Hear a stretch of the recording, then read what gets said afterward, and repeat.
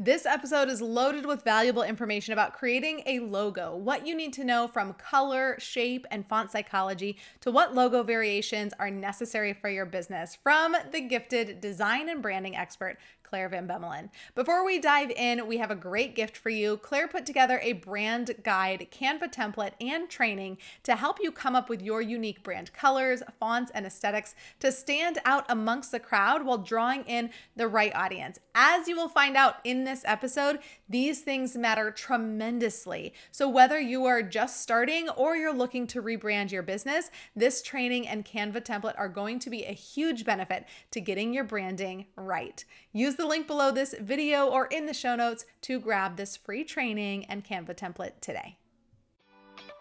Hey friend, welcome to the Badass is the New Black podcast, where our motto is done is better than perfect.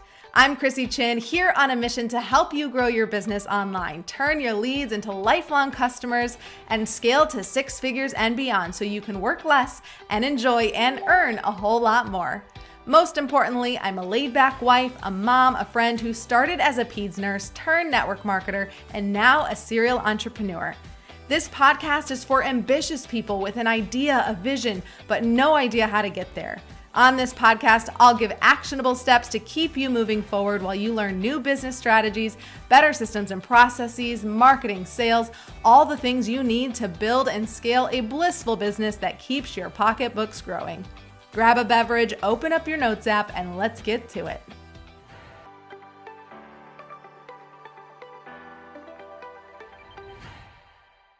Let's welcome Claire Van Bemmelen back to the podcast. Claire is my business partner for Grow Workspace and K&C Creative, and she's also my sister. Maybe you noticed if you're watching on YouTube, the resemblance here.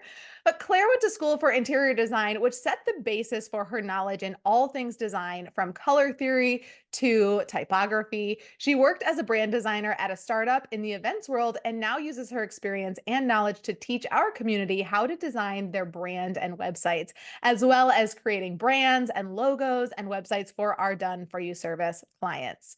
She was just recently on the podcast and we talked about 3 common branding mistakes. I will link that episode in the show notes and below this video. But today we're going to talk about your logo and all things when it comes to logo. What it is, do we need it? What do we need to know about logo and all of that? So Claire, welcome to the podcast. I'm super excited to have you here. Thank you. Thank you for having me. Yeah, this is going to be good. This is a great topic. Okay, I love it. So we have actually been getting a lot of logo clients, which is like, okay, clearly we need to have a podcast episode and talk about all things logo. So we've been having a lot of people reach out and be like, I need a logo for my business. We're like, yes, you do. Right. So when I say logo, what does that mean to you?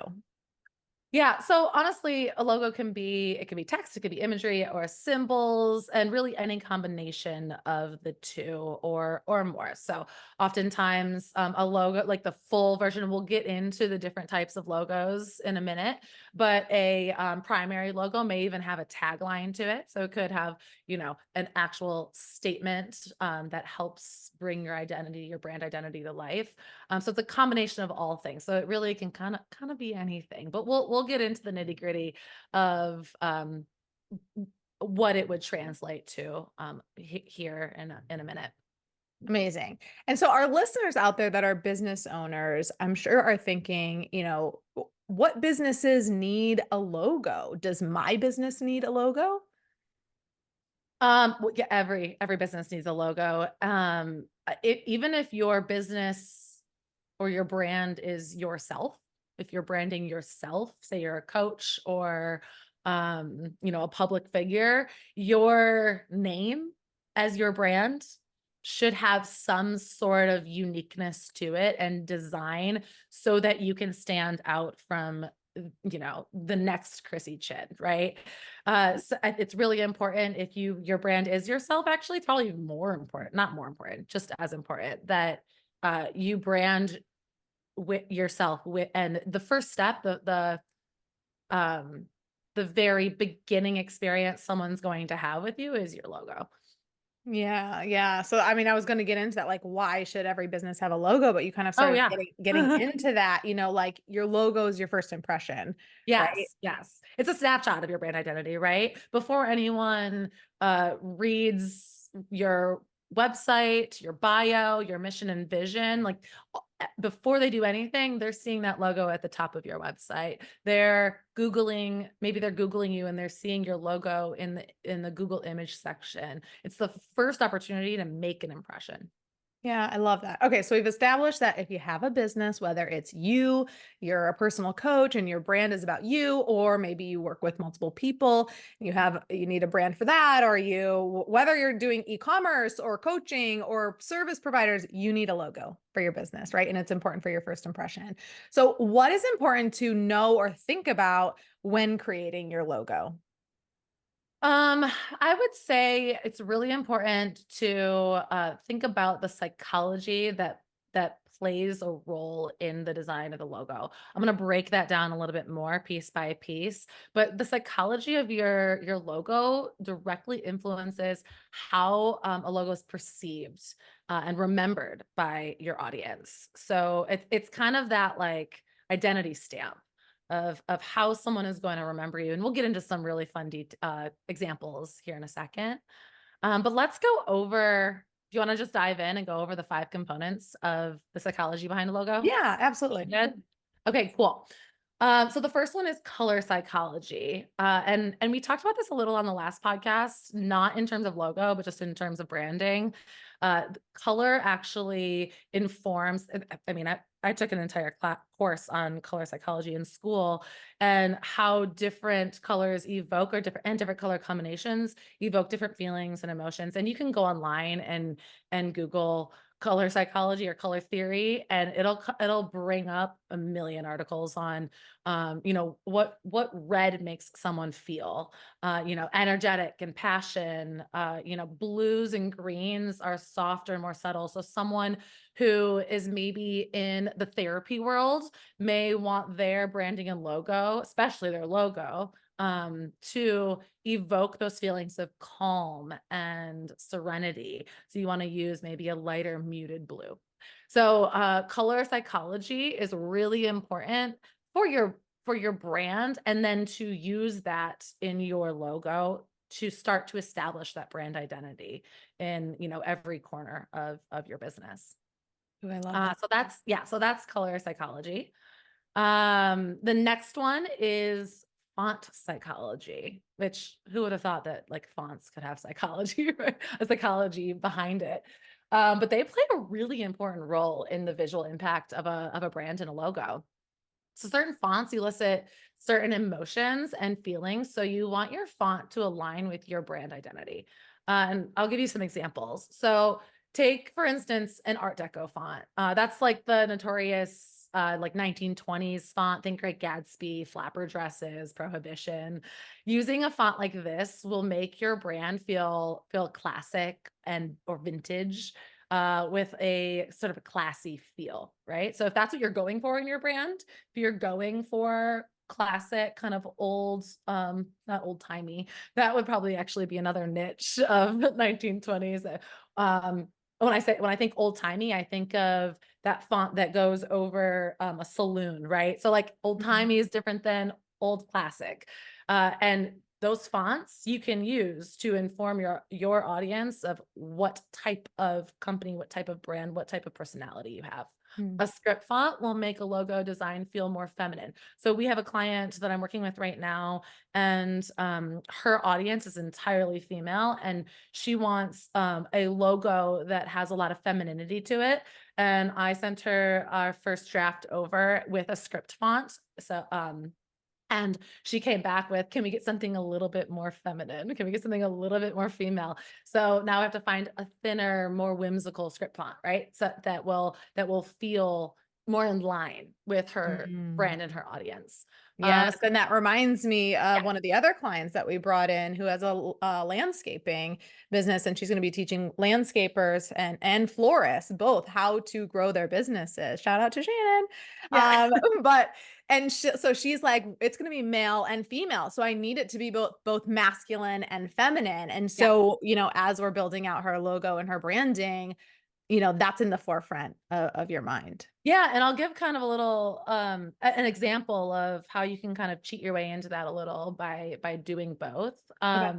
I want to touch on one more example before I dive into how you can leverage that. But a simple sans serif font that can elicit, just to kind of finish that thought of some Yeah. examples of sans serif font can elicit this feeling of like a modern and clean. So think like Lululemon or Amazon. They're really clean, simple, just their name. Obviously, they have design around their logo, the arrow and the Lululemon icon, but their name itself, the font within their logo is very clean and simple. Mm. And so that sort of elicits a feeling, and they want that from you. So you can also combine fonts, and that will play a role in how a logo is interpreted. So like Creative Market, for example. So they're a company that sells fonts, audio files, templates, stock photos and videos, illustrations. They're all things creative, and you purchase from them, right? So there's two parts to their brand and their logo: creative, market. And if you look at their logo, the creative is this playful script, and market is a clean, modern font. And so you're getting almost this identity from each word in their logo itself. Mm. And it's informed by the font that they chose. Does that make sense? Yeah, definitely. If you're watching on YouTube, you'll get the perk of actually seeing it visually because I'll plug it in here. Yeah. Yeah. So, you're using font to give the viewer what a word actually means. So that they don't actually have to think too hard. It's kind of a cheat code. Yeah, I love that. Yeah. Love that. I would have never thought about that. Again, this is why like you either need to learn from the professionals or just have the professionals do it. I love it. Yeah. Okay. So that was number two, font, shape psychology. This one's, you know, seems simple and can get kind of complicated. But the shape of a logo can also influence how it's perceived. So, for instance, round shapes are often associated with comfort and harmony. Think like the Enzo. I actually have a tattoo of it. Enzo, that MindBody. It's a software user face company that is used in a lot of fitness facilities, yoga Mhm. studios, etc. Their logo has an Enzo in it that's associated with that feeling of comfort and harmony, because that's sort of their brand identity. Well, angular shapes can convey strength and stability. Adobe might be a good example. Obviously, they're in the creative field, but they're in tech, and so they have that very like stern, angular logo. It can subconsciously communicate certain qualities about the brand, so that's also something to keep in mind. Um, an organic shape can also give a feeling of, kind of an earthy feel, right? So, always something to think about when you're working with your logo and incorporating shapes. Do you want your text to be, in a circular motion because you want to bring in that feeling of harmony and comfort? Or do you want it to be stern lines so that your brand is associated with strength and stability, for example? So yeah, that's shape. And that can get pretty like fine-tuned too. Mhm. And you can play a lot with that, with the words and the imagery within your logo. Cool. And then the four, so four of five, symbolism and associations. So symbols and imagery that are used in a logo can carry some pretty powerful meanings and associations. And, big companies will hire major design companies to come in and like deep dive into the research of like the history of all sorts of things in order to come up with ideas that are unique for their brand and their logo. For instance, Starbucks. Did you know that the Starbucks logo is actually like a siren? Like the two things coming out of the back of it are fishtails. Yeah, I mean, like when I look at the logo, I'm like, that doesn't really look like coffee, but I know that there's a story behind it. So if you want to share Yeah. the details. Yeah. So it was believed that sirens lured sailors with their beautiful voices to shipwrecks. Kind of a morbid story in order to, I think ate them for meals. but but they would lure them in with their beautiful voice. And the siren was inspired the founders of Starbucks to give off this idea that Starbucks seduces coffee lovers and lures them into their store. Okay. So they use this really unique storyline. Also, Starbucks started in Seattle, which is a port city. So I Yeah. think there was some association with being near a body of water too. Maybe Um, lures them in with their sense instead of their instead sound, of their that song, coffee. yeah. Yeah. So incorporating symbols that have cultural or universal significance, the logo can kind of evoke specific emotions, right? So yeah, so that's number 4 and a really great example of sort of symbolism in a logo. And then 5, it would be cognitive processing. So the design elements of your logo, like its simplicity, clarity, and distinctiveness, can impact how easily it is processed and remembered. So how easy it is for someone to remember a logo by their brain. Okay. So with that said, I'm going to do a little experiment with you. So close your eyes and think of a brand, any brand for a second. And what do you think of, Chrissy? Nike. Okay.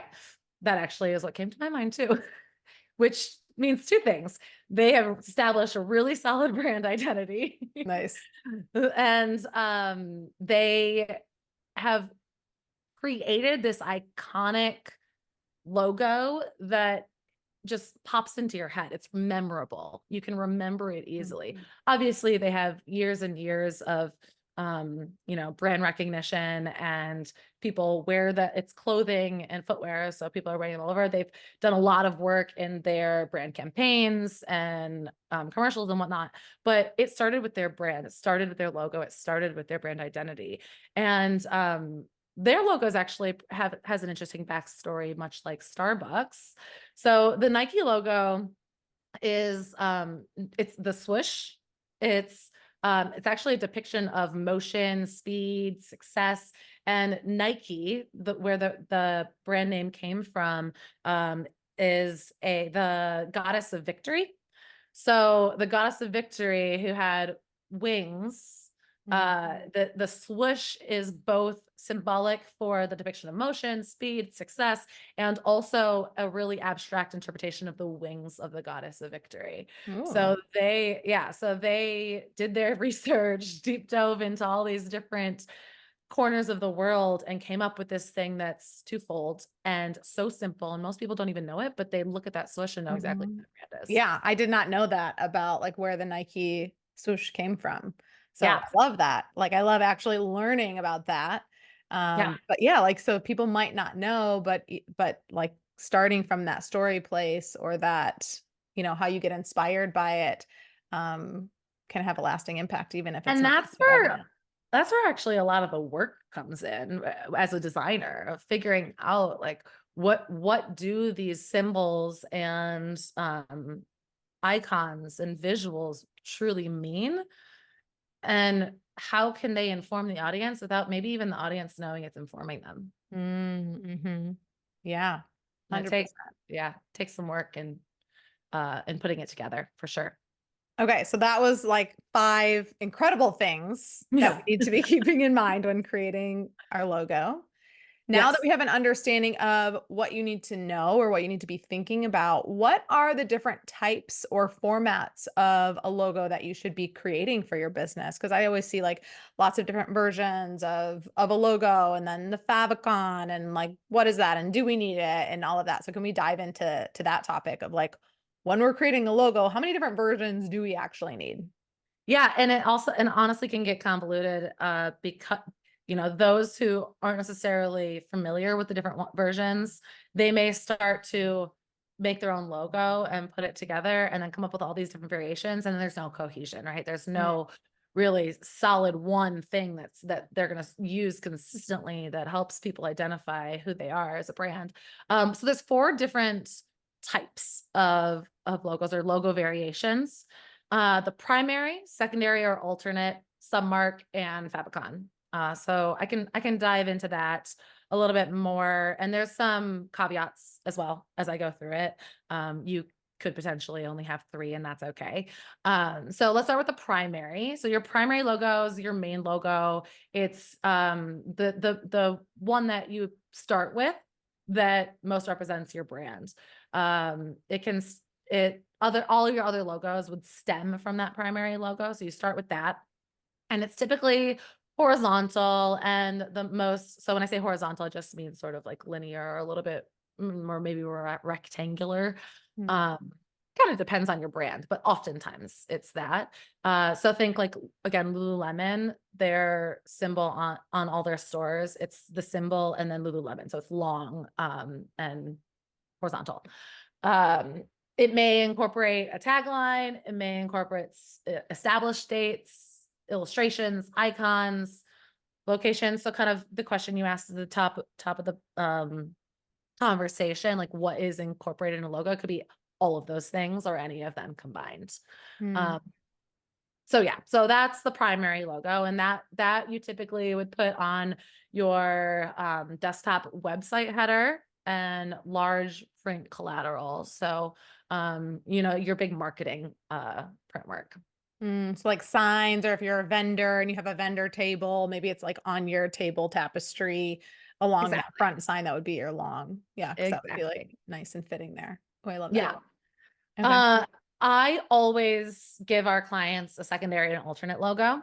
I think it's really important, especially if your primary is that horizontal logo and incorporates your established date, your tagline. Maybe, your brand is Soul Cycle, but underneath it, it's like fitness, whatever. You may just have Soul Cycle on your secondary and not the descriptor of what it is. Mm. Uh, Not saying that that's what SoulCycle's logo looks like, but I'm just using that as a Right. Right, hypothetical right, right. example. Right, because sometimes Um, it's not gonna fit, right? Like yeah, in certain like areas. if you don't brand yourself as a coach, but it's your brand is like um well-being something or other, and then coach underneath, you can maybe omit the coach bit, right, for your secondary or alternate logo, just to kind Mm. of simplify it a little. Oftentimes it's stacked to offer a more square alternate. So in certain places where a horizontal logo doesn't really fit, maybe your mobile logo would be a good example, or on your business cards, your letterheads, invoices, a little more simplified version of your logo would be a secondary or alternate. Cool. So I think those are pretty good examples of where you might place that one. Really, honestly, it's anywhere. Oh, a good example would be like some social media platforms. They request a square Mm. logo, and they'll give you parameters like 300 by 300 pixels. Like you can't fit. Right, or the circle, right? On Yeah, Instagram, it's like you've got to, yeah. if you have a longer one, like you're not gonna be able to fit that there. So you've got to have a version that can You fit have to have an in that option. circle, that square. Yeah. Yeah, and that actually is a really good segue into submark. So a submark or brand marks or alternate marks, or other words that they use to describe this. It's simple, small, and kind of identifies the brand with really minimal text, if any text at all, and might be a little bit more intricate than your favicon. So the submark is one of those where if you're smart about how you design your alternate logo, you may not need a submark. Mm. Or if your favicon really translates the brand well enough, you may not need a submark. A good example is one of our clients, Choose Fun. We have a rectangular or a horizontal version for them, and it's just their name as the brand. And in that brand, we were very careful about the font style we used and the color we used, and how it's all spaced and set up. It's clean. It's straight to the point. It's what the client wanted, but we also needed a square option. So there's an option where it's Choose Fun stacked on top of each other. That would be the alternate. And then we were playing around with icons for what that brand might translate to in one single visual icon. And we just kept coming back to fun and really simplifying it. And so both the submark and the favicon are just fun in this like square, really bold thing. And it's straightforward. The audience is going to know exactly what to expect with that. So submark can kind of be interchangeable with both the alternate and the favicon. Does that make Mhm. sense?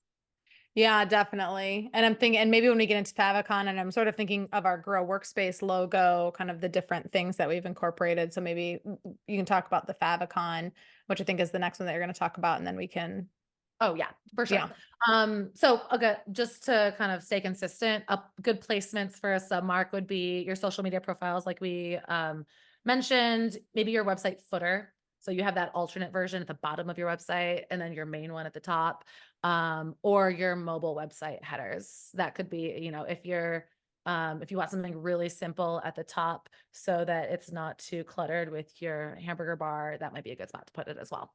Mhm. So for our Grow Workspace logo that you designed, so it's GRO capital, and then we did, because it that business services Young Living Essential Oils brand partners, we have this little seed, and then out of it is growing like this plant to kind of break up the grow and then the workspace, and then grow stands for something. So we played around with that seed growing into a plant because it's for people with essential oils businesses. So we're using that imagery for that, and also separating the words because it looks like the W could be with the grow, like GROW, but we wanted to use grow for a lot of things.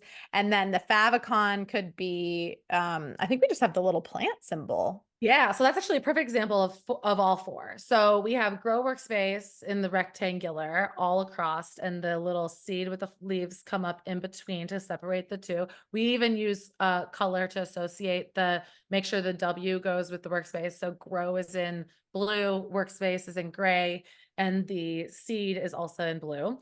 And then the alternate, we have it stacked. So it's grow with the seed and the leaf, and then workspace underneath it. And then we have just grow with the seed for the submark, and then just the seed with the leaves for the favicon. So we have all four for that brand. I love that. Okay, so do you want to dive into the Favicon. favicon? Yeah. So just think icon. It's just a funny word for icon, kind of like emoji, similar to submarks, but even more simpler.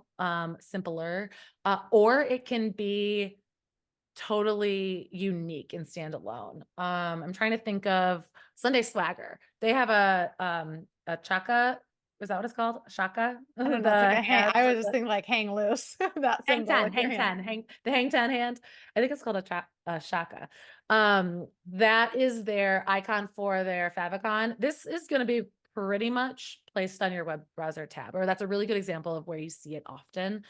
In apparel, it could be a little icon. So like Lululemon, again, come back to that.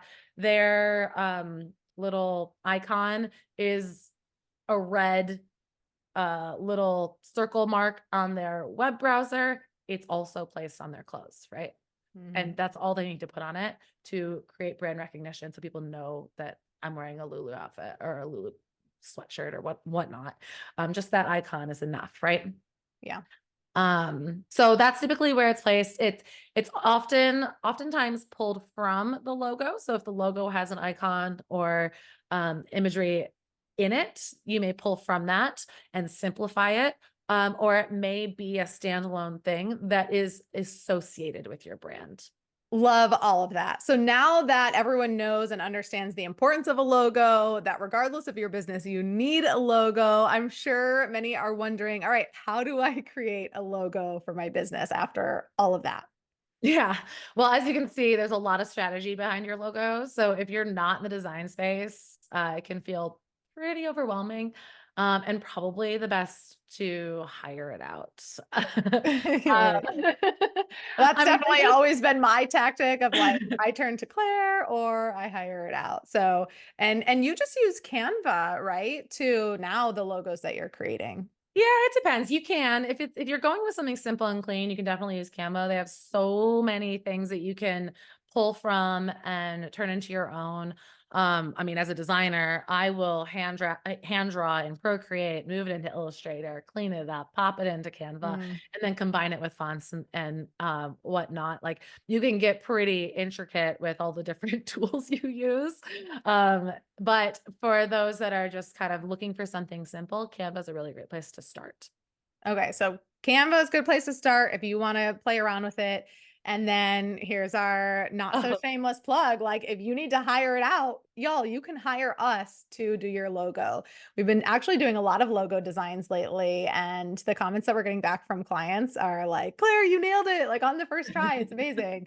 So our clients have been really pleased. So if you're like, I don't have the time for this, or this is really not my strong suit. You guys know that I'm big on leaning into your skills. And if this is not your skill set, leaning into someone else's skills, right? So investing in getting your logo and your brand identity created, if that is just something that is not, doesn't light you up, it's going to take you a long time to do, hire it out. So then I'm sure the next thing that you're thinking is like, how much does it cost to have someone create a logo?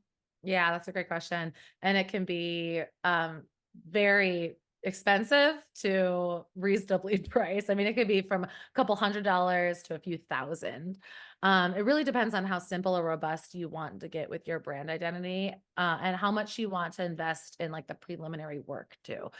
Do you want something just the really simple that showcases like an Enzo that showcases just like what you are as a brand, or do you want something that symbolizes this brand identity that is really intricate and kind of solid with a really strong foundation? You could use 99 Designs. That's a place to start. When trying to, it's pretty reasonably priced. You can put the price point, I think, and you get a couple designers that will throw some designs at you. Yeah, I used it for when I was actually trying to come up with designs for this podcast for Badass is the New Black.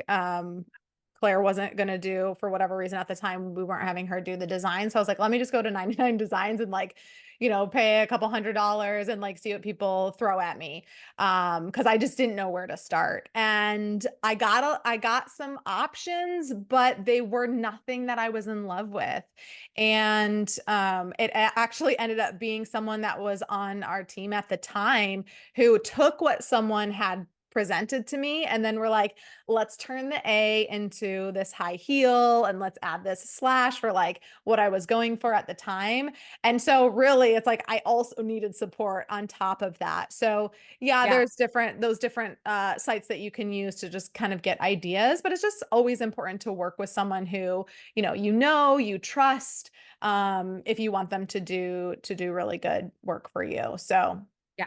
For again, sure. that's our little shameless plug. If you need a logo or something designed for you, our team is amazing, and we can definitely do that for you. I'll leave the link below this video and in the show notes, so you can chat with one of us, get a custom quote, and I like to say we're definitely in the very affordable category there. Yeah. So so I love that.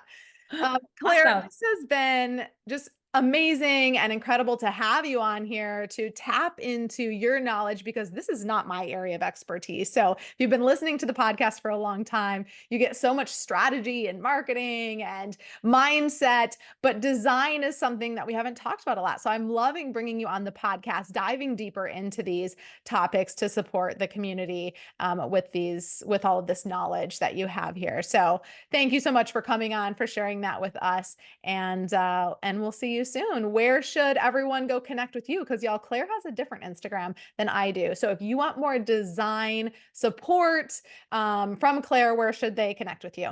Yep, you can find me at Claire Marie Design on Instagram. I am also on LinkedIn, Facebook, all over the place, but Instagram is definitely where I am going to be delivering you the goods for tips and tricks on color theory, typography, Canva hacks, all things web and brand design. Love it. And if you're watching us on YouTube, don't forget to hit that subscribe button. We'll also be sharing more videos, and Claire will share more videos on design. If you're listening to the podcast, hit that follow button and then head over to YouTube and go subscribe to the channel. Thank you again. Until Yes, next thanks week. for having me. Yeah, amazing. Until next week, go out there and take some imperfect action. Thank you so much for tuning in. If you got some value out of this episode, I would love some support. And the best way to do that, so I can keep showering you with loads of actionable tips, is to hit that subscribe button. Leave a review or a comment if you're on YouTube, and share this podcast with a friend. And when you share it with a friend on social, please tag me so I can reshare your share in my stories. It's been an absolute pleasure hanging out. I appreciate the heck out of you for showing up. And now it's time for you to take imperfect action so you can work less and enjoy and earn a whole lot more.